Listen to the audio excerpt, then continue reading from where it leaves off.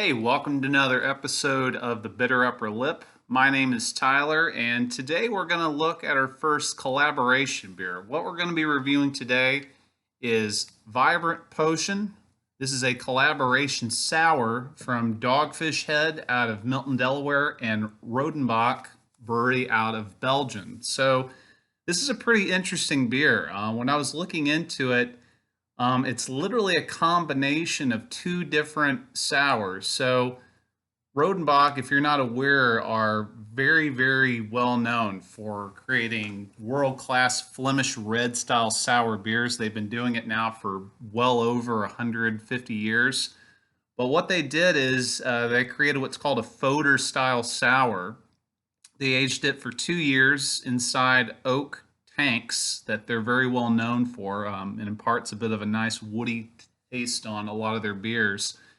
And then they quite literally took that beer and then shipped it across the ocean to Milton, Delaware. And then they combined that with a sour that Dogfish Head had been making. Now, Dogfish Edition was a sour that was created with elderflowers, elderberries, lemon slices, and an ingredient that even I had to look up. It's called fleur de sel. And my brother working in the culinary field, he probably knows about this, but in case you don't know, fleur de sel is a type of specialty sea salt. A lot of times when you're making sea salt, you're of course taking seawater and you're evaporating it. But with fleur de sel, what they do is they uh, they go through a process called hand harvesting. What they have these evaporation ponds, and essentially fleur de sel is that first little skimmy layer of salt that starts to form on the layer of the water as it starts to recede. So it's, you can call it young salt is a way, but it's a very expensive salt. It's used as a lot for like finishing and fine dining. But if you know anything about Dogfish Head are essentially like the mad scientists of the craft beer world, and Sam Calagione and his crew have been doing amazing things up in Milton, Delaware since 1995. I had the pleasure of going to their brew pub a couple years ago, and let me tell you, it's a treat. You will definitely try beers there that have ingredients that you will not see in any other kind of beer. So I've enjoyed a lot of Dogfish Head's beers through the years. They're very hit or miss for me. Either I really like it or it's not for me. Rodenbach, of course, can't go wrong with an old world staple. So saw this on the shelf and definitely thought, let's pick this up and see what it's about. Vibrant Potion, it has IBUs of 4.7, or ABV of 4.7, apologies, and IBUs of 12. This particular can, it says it was canned in late January, so it's a little over like 3 months old at this point, which should be fine. I have never had this beer before. Just saw it on the shelf, thought it looked interesting, saw Rodenbach, and I was like, okay. So without further ado, let's go ahead and get this in the can, or out of the can rather. That would help us drinking it. Get in the glass and see what it's about.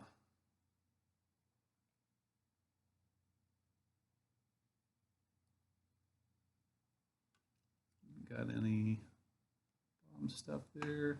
Yeah.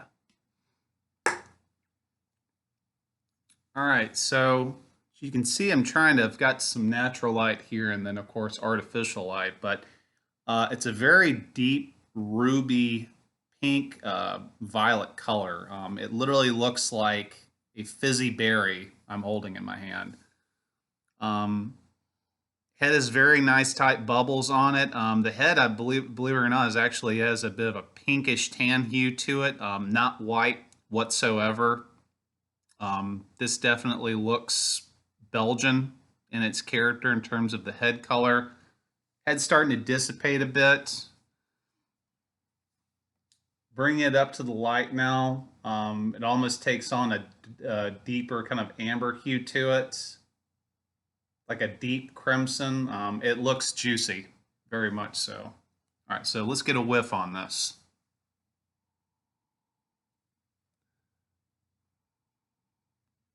Yeah, so that very characteristic sour smell. Pungent, but not very funky, actually. There isn't that dankness like a farmhouse kind of smell like you would get from like a saison or a grisette or anything like that. There's very much a like fruit centered type of sourness to it. Like it definitely smells like lemon. Getting some blueberries out of it. Little bit of like an earthy smell too, almost like a plum or like a fig. Not something deep like you get in like a Belgian quad, but there is kind of that like an earthy fruit smell to it. Actually, a little bit like pomegranate. Now that I'm thinking about it. All right, so smelling good. I'm not really getting a ton of elderberry. If you're in the South, you have the pleasure of being in the South like I am. You're probably familiar with elderberry. It's very popular in a lot of hot teas. It's actually a very medicinal tea. A lot of people use it if they're having colds. If you're sick in bed, elderberry tea, elderflower tea is very good. So I'm not getting a lot of that in the smell. So I'm hoping I'll get that a bit more in the taste. So, all right, well, without further ado, let's just go ahead and get some lips on this. Cheers.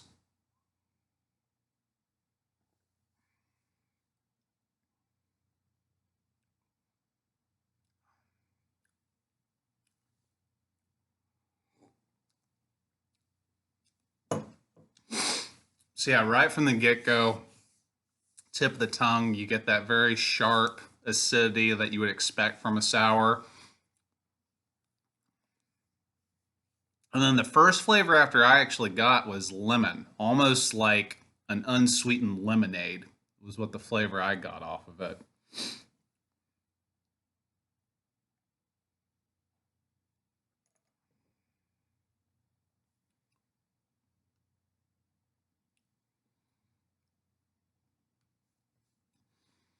Much more the back of the tongue, I'm starting to get notes of that salinity from the fleur de sel, which I wouldn't expect it to be super big and pronounced, considering that the character of the salt is that's supposed to be more delicate. I am starting to get more of that elderberry flavor. Again, that it comes after the lemon, so it's much more back of the tongue.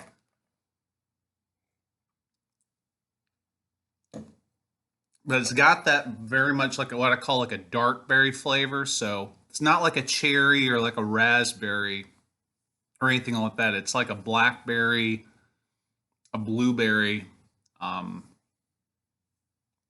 much deeper, like almost like a fruity bitterness that you'd get if you're biting into slightly unripened berry.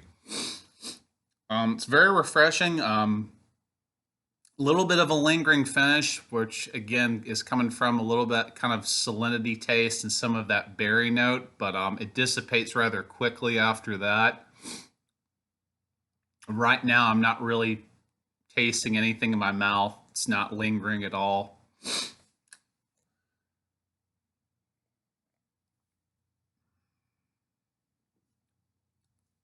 Sits nicely on the tongue. Definitely has the mouthfeel of something I'd want in a beer like this.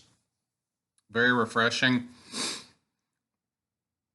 The carbonation, though, seems to be dissipating a little bit faster than I'd want. Um, if you can't see already, I mean, the head is almost absolutely completely gone away. This is a freshly cleaned glass as well.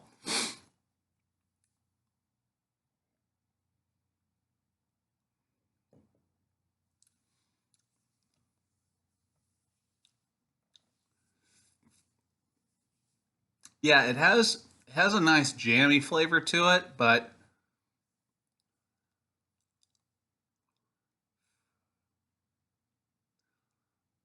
I'm struggling at the. I mean, I guess at this point now, what I'm trying to is was I was tasting a lot of what I presume was Dogfish Head's contribution to this sour, but now that I'm drinking it, I'm not getting as much of the kind of woody character I was expecting from it.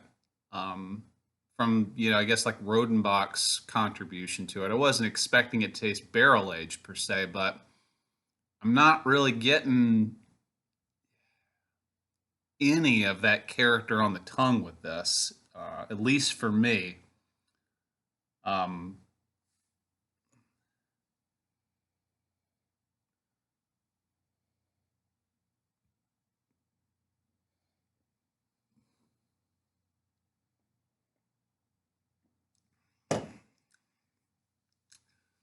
yeah, the aroma definitely does not line up with the flavor. The aroma to me is very one dimensional, which again kind of concerns me a bit considering how much is in this beer and the process that went into making it.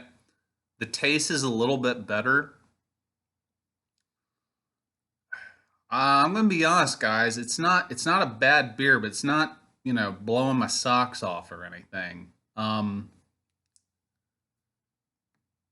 At this point, I would say if you're one of the many who are part of the rising tide of being sour aficionados, of course, if you're a fan of Dogfish Head and or Rodenbach, sure you've probably had this already.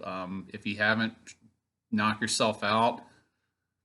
If I'm being completely honest, I probably wouldn't buy this again. It was well priced, but I'm somebody, if I'm buying a Dogfish Head beer, I'm usually expecting something that's a bit more bombastic and taking my palate in a place that no other real brewery can. Whereas this is not a bad sour. It doesn't have that sense of, to sound, I guess, a little bit corny, it doesn't have that sense of adventure I was hoping it would take me on. Again, being a Dogfish Head beer, this just kind of tastes, again, like just a straight up sour with some noteworthy fruit adjunct flavor to it, obviously from the elderberries and the lemons added to it.